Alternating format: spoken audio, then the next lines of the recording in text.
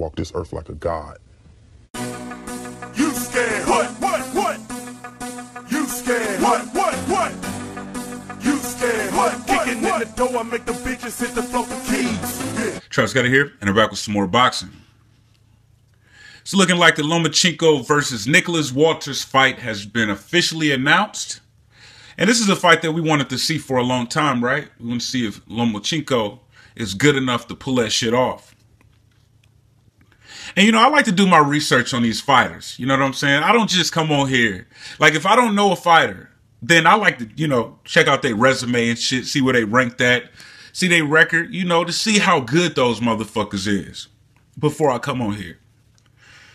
And, you know, the facts walk this earth like a fucking god. Feel me?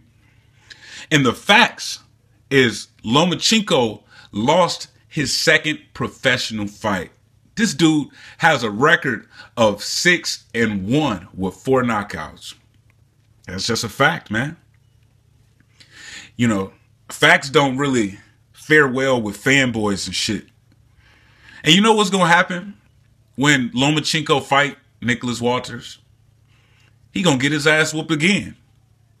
He going to get beat the fuck up. Then his record is going to be 6-2.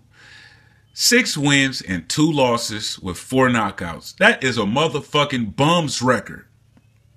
Not saying he's a bum, but he's going to have a bum's record. But you know what? I think the reason that Bob Arum was so for making this fight is because he realized something.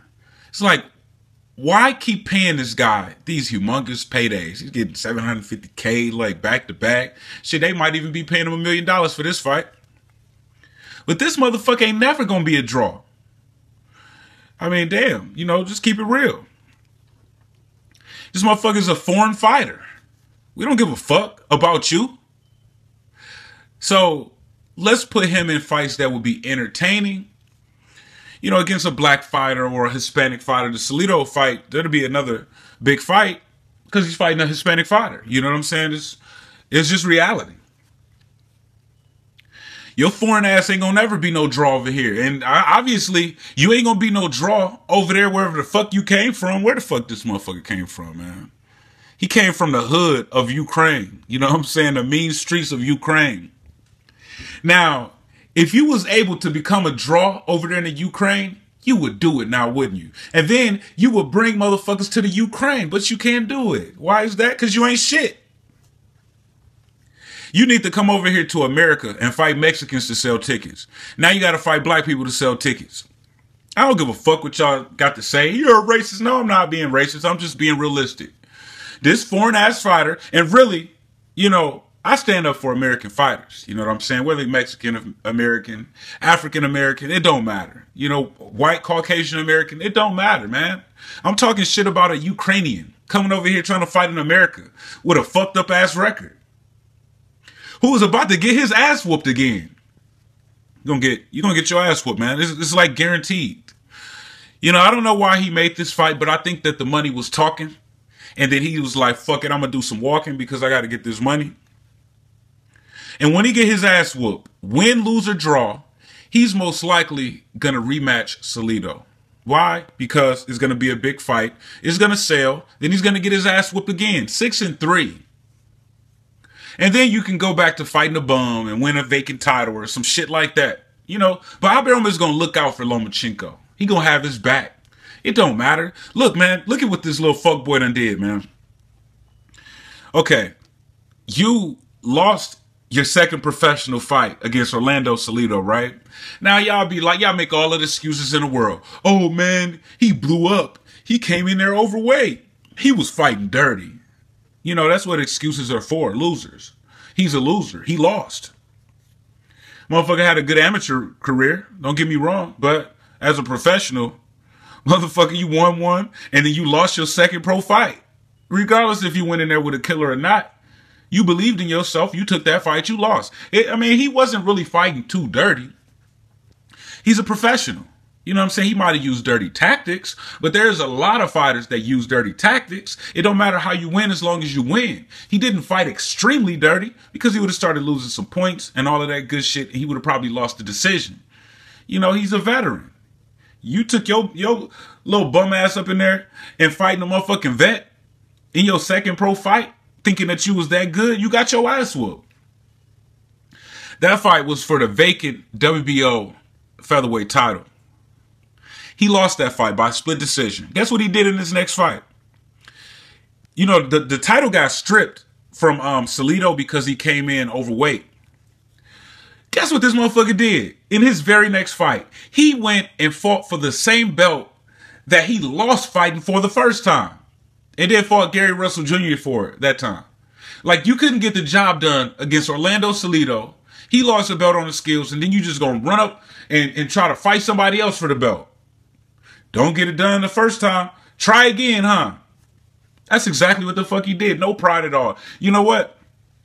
You know, Canelo, you know, some of these motherfuckers can learn from Canelo, man, because Canelo lost his WBA super title and his, I believe it was the WBC title at 154 to Floyd Mayweather, right?